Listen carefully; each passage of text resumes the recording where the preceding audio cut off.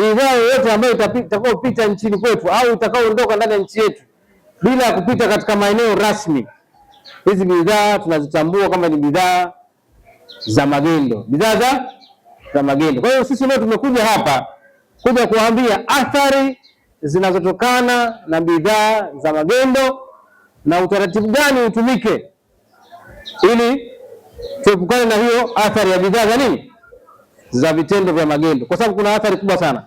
Kuna athari za kiuchumi, kuna athari za kiafya. Sawa jamani, kamishna wa TRA wa forodha, sawa, ameteua maeneo maalum ya uingizaji bidhaa nchini. Maeneo hayo ndio yatakuwa maeneo rasmi ya nini, ya kuingiza bidhaa nchini.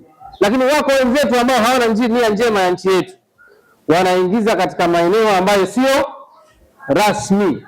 Sawa, maeneo ambayo sio rasmi ni hatari, atakuja mtaalamu kueleza vizuri. Sawa, maeneo ambayo sio rasmi tunaweza tukaingiziwa vitu ambavyo sio sahihi kwa matumizi yetu. Tuko sawa sawa? Wewe unaweza kukutana na sukari kule, kumbe sukari yenyewe imesha expire. Unakutana na unga ngano huko, umepita katika maeneo ambayo sio rasmi, unga umesha expire. Sawa? Sasa umuhimu wa kuwa na maeneo rasmi ni kwamba tunapata bidhaa bora yenye uhakika kwa ajili ya matumizi yetu. Tuko sawa sawa? Sasa hao wenzetu wanaopitisha katika maeneo ambayo sio sahihi, tunawatambua kama ni waingizaji magendo. Wanafanya nini? Magendo. Hatujui lengo lao. Inawezekana lengo lao ni kukwepa ushuru, sawa, lakini wengine lengo lao ni kutuharibu.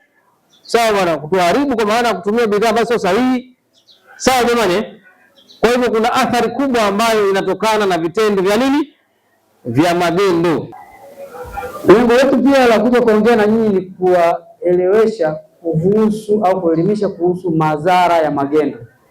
Kama unavyojua, serikali kwanza inahitaji mapato ili iweze kujiendesha, na mapato hayo sio kwamba serikali inafaidi peke yake. Hapana, sisi wananchi ndio wafaidika wakuu wa mapato yanayokusanywa kutokana na ukusanyaji wa kodi mbalimbali. Mfano, kodi hizi ambazo zinakusanywa zinatumika kujenga barabara, kujenga hospitali, kujenga shule. Wafanyabiashara ambao wanajihusisha na magendo, kwamba kuna sheria kali kutoka kwa mamlaka ya mapato kama hizo, kupoteza mali zao, kupoteza biashara zao. Kwa hiyo tunawaomba waweze kupita katika vituo rasmi ambavyo vimewekwa na mamlaka ya mapato kwa ajili ya kukuza uchumi, kwa ajili ya kulinda viwanda vyetu pamoja na biashara zetu, pamoja na kufanya pato lipatikane kwa wingi katika nchi yetu.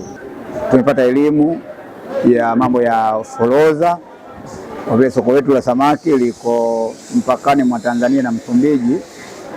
Kwa hiyo yapo mambo ya kiforodha.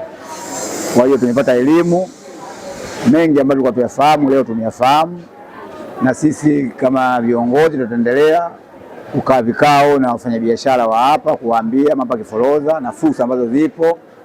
Kwa hiyo ni elimu ambayo tumeipokea kwa furaha kubwa, na tutaendelea kuambia na wenzetu ambao hata hapa kwenye kikao hiki hawakuwepo, basi tunawasubiri kwa hamu ili tuwape na wao haya ambayo sisi tumejifunza kupitia kikao chetu. Nashukuru nimejifunza kwa hicho ambacho tulichoelimishwa, jinsi ya kulipa kodi. Bila kulipa kodi hatuwezi kupata maendeleo. Hata nchi za wenzetu zilizoendelea huko Marekani na nchi nyingine wanalipa kodi kwa wingi, na ndio maana maendeleo yanaonekana. Tukiangalia kodi yenyewe inayotusii sisi watu wa humu sio kubwa, ni ya kawaida sana. Yani ni ya kawaida. Ila tuna tabia, mtu unaweza ukaona kama hii LATRA shilingi 15,000 kwa mwaka, lakini mtu anakubali kufukuzana na maaskari ile kakimbia huko kakimbia huko. Ukiangalia shilingi ngapi mwaka? Shilingi 15,000. Wewe unakimbia kwa shilingi 15,000, inafika hatua mpaka unaweza kutaka kujiumiza wewe mwenyewe. Hii sio nzuri kwa mwenye uelewa, basi sio nzuri. Alikuwa hajaelewa, basi inabidi tuwaelimishe.